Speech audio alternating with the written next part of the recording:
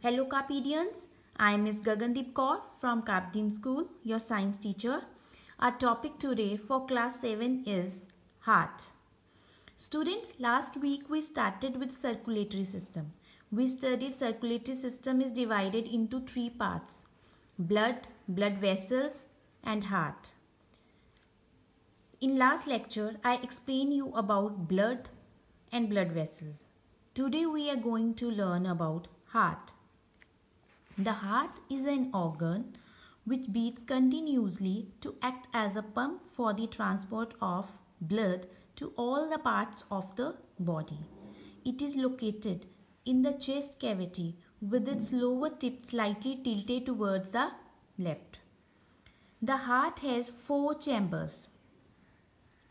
The two upper chambers are called the atria and two lower chambers are called the ventricles. The partition between the chambers helps to avoid mixing up of the blood rich in oxygen with the blood rich in carbon dioxide. Here, red color shows oxygenated blood and blue color shows deoxygenated blood. The top side of the right atrium is connected to main vein called vena cava, which brings deoxygenated blood into it from all the body organs except lungs. The lower side of right atrium is connected to right ventricle. Deoxygenated blood from right atrium goes into right ventricle. Right ventricle pumps this deoxygenated blood into pulmonary artery for taking it to lungs.